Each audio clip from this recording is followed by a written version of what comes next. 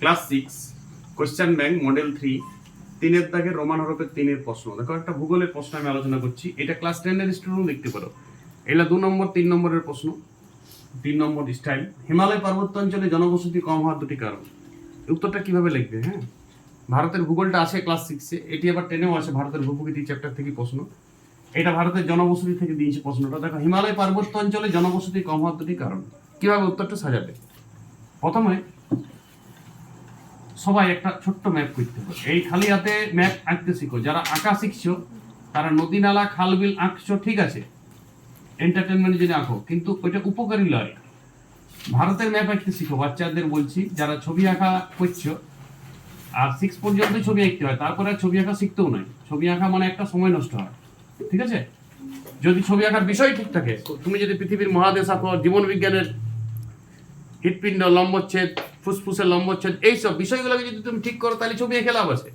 আর যদি তুমি এই নদী নালা খাল বিল, জল আনতে দিয়েছে, গ্রাম ছাড়া রাঙামাটির পথ, আবেগ ভাব, হঠাৎ একটা বনাঞ্চল, তাহলে ওই ছবি এঁকে লাভ নাই। ভারতের ম্যাপ এমনি খালি হাতে আঁকতে শিখতে হবে এবং রাজ্য বুঝাতে হবে, রাজ্যগুলোকে চিনতে হবে। পৃথিবীর ম্যাপে দেশ শিখতে হবে, পশ্চিমবঙ্গের ম্যাপে জেলা শিখতে হবে। তবে তুমি ভূগোল ইতিহাস পড়তে সহজ লাগবে দুটাই। আর না হলে 3 ভাঙা লহ ভাঙা রাজ পাবে ভূগোলের, গোটাই নোট পড়া হবে তোমাকে। এইখানটায় আছে হিমাচল প্রদেশ, এইখানে উত্তরাখণ্ড, এইখানটায় একটু সিকিম, এইখানে অরুণাচল প্রদেশ, আর এইখানে জম্মু কাশ্মীর কেন্দ্রশাসিত আর লাদাখ কেন্দ্রশাসিত। এই রাজ্যগুলিতে ভারতের জনবসতি খুব কম। এটাই হিমালয় পার্বত্য অঞ্চলের রাজ্য। তুমি লিখবে প্রথমে যে হিমালয় পর্বত অঞ্চলে ভারতের রাজ্যগুলি হলো, ভাষা আমি লিখছি না, ভাষা নিজে লিখবে। কথা শুনো, কথা শুনে আসো এবং উত্তরের ডিজাইন শুনো। ক্লাস 10-এর স্টুডেন্ট, ক্লাস 6-এর স্টুডেন্ট দেখবে, এটা 3 নম্বর স্ট্যান্ডার্ডের প্রশ্ন। রাজ্যগুলির নাম তুমি লিখলে, এইচপি সিকিম আমি করে লিখছি, ইউকে মানে উত্তরাখণ্ড, অরুণাচল প্রদেশ এপি, এই রাজ্যগুলি বিদ্যমান। এখানে জনবসতির ঘনত্ব খুব কম। সিকিমে তো ভারতের সব থেকে জনসংখ্যা কম রাজ্য, আর অরুণাচল প্রদেশে জনঘনত্ব কম।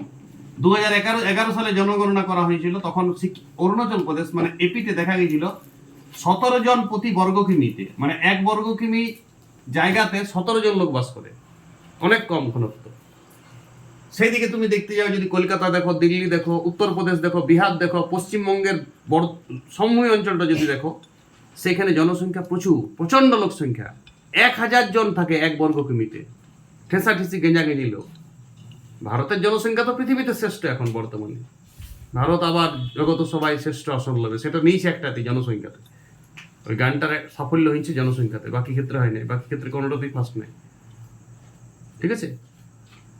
তো এই লোক এত জনঘনসংখ্যা কম কেনে? প্রথমত দেখো, মানুষ কোথায় বেশি থাকে? যেখানে ফ্যাসিলিটি বেশি পায়।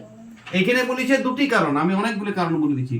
এখানে জনঘনত্ব, এই বা জনসংখ্যা কারণগুলি হলো, ভারত জনসংখ্যায় পৃথিবীতে শ্রেষ্ঠ, তার কিছু কিছু জায়গায় কম কেনে জনসংখ্যা। ভারতের জনসংখ্যা তারতম্য আছে, কোথাও বেশি কোথাও কম। সমভূমি অঞ্চলগুলোতে বেশি থাকে, যেমন গঙ্গা সমভূমি, সিন্ধু সমভূমি, ব্রহ্মপুত্র সমভূমি, আরো কোনো নদী, শিল্পাঞ্চল যদি থাকে, কোনো ধর্মীয় স্থান যদি থাকে, সেইগুলোতে জনসংখ্যা বেশি গড়ে ওঠে। 1 নম্বর, চাষবাসের অসুবিধা। তারপরে তুমি পয়েন্ট করবে চাষবাসের অসুবিধা, মাটি ভালো নাই, জল ভালো নাই চাষের, ফলে ওখানে অসুবিধা হয়।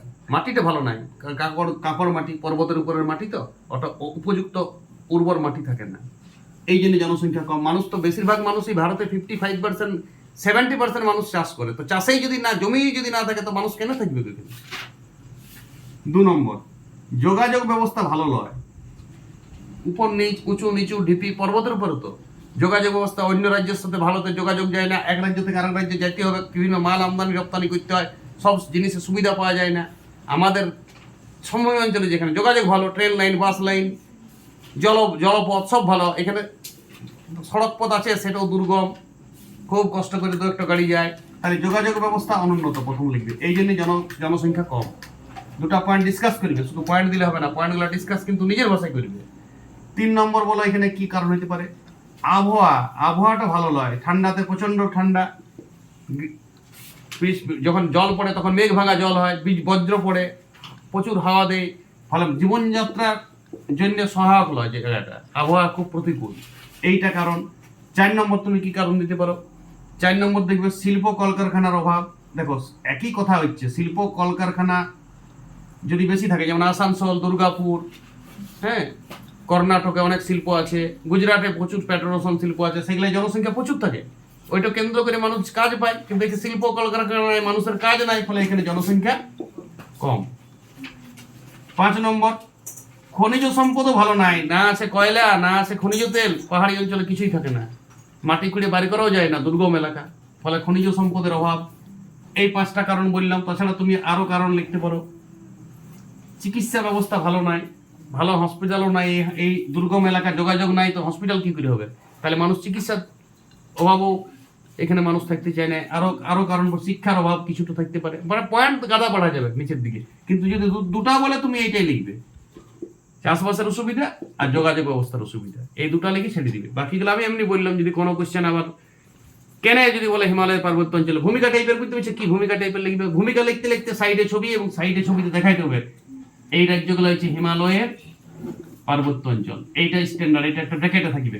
তারপরে এইটা ভূমিকা টাইপের, তারপর কারণগুলি হলো বলে পয়েন্টগুলোকে আবার ডিসকাস করতে হবে। তুমি দুটা পয়েন্ট দিয়েছো, দুটা পয়েন্টকে ডিসকাস করবে যে চাষবাস কোনো করা যায় না, মাটি খারাপ, হেই খারাপ, ফলে চাষবাস ভালো হয় না, যোগাযোগ ব্যবস্থা খারাপ, উঁচু নিচু জায়গা, রোড হয় না, রেল লাইনও করা যায় না, ফলে এখানে মানুষ বেশি থাকে না। বাস এইভাবে সাজাবে উত্তরগুলো। প্রত্যেকটা ভূগোলের উত্তর এইভাবে নিজের ভাষায় লেখার চেষ্টা করবে। নিজের ভাষায় যখনই ভূগোল লিখতে শিখে যাবে, আগে ভারতের রাজ্য শিখো, ভারতের ম্যাপ আঁকতে শিখো খালি হাতে, এবং রাজ্য শিখো, ভূগোল আপনি শিখে যাবে।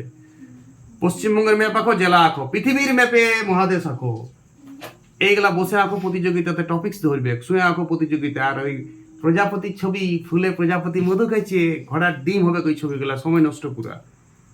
একটা বাগানে ফুল নিয়ে একজন বসে আছে, ওইসব ছবি এঁকে কোনো লাভ হবে না। তুমি লিওনার্দো দা ভিঞ্চি হবে না, ছবি আঁকার যুগ শেষ হয়ে গেছে। ছবি আঁকার কেউ এখন গুগলে ছবি পাওয়া যায় দেখতে, ছবি তো মোবাইলের যুগে। আবার তোমার ছবিটা কে দেখবে? কি তোমার ছবিটা শুধু তুমি কল্পনা করবে যে অনেকে দেখবে। ছবি আঁকা একটা, ছবি আঁকার বিষয়টাকে ঠিক করে, আমি বারবার বলছি, ভূগোল শিখে যাবে। ম্যাপ ছাড়া কিছু এখন না, আর জীবন বিজ্ঞানের ছবি আঁকো। আর বাকি ছবি আঁকা সময় নষ্ট। 3-4 তো কাটতে পারো, হাতের সেটিং আছে। 4-এর পর যদি কেউ ছবি আঁকা নিয়ে পড়াশোনা করছো, সে একটি সময় নষ্ট পুরা, আর কিছু বলবো নাই। ঠিক আছে, শিল্পী হইতে যাও না, পড়াশোনা শিখো, চাকরিটা লাও। একটা গরিব দেশে বাস করছে, এখানে ছবি আঁকা সাজে না। ওকে।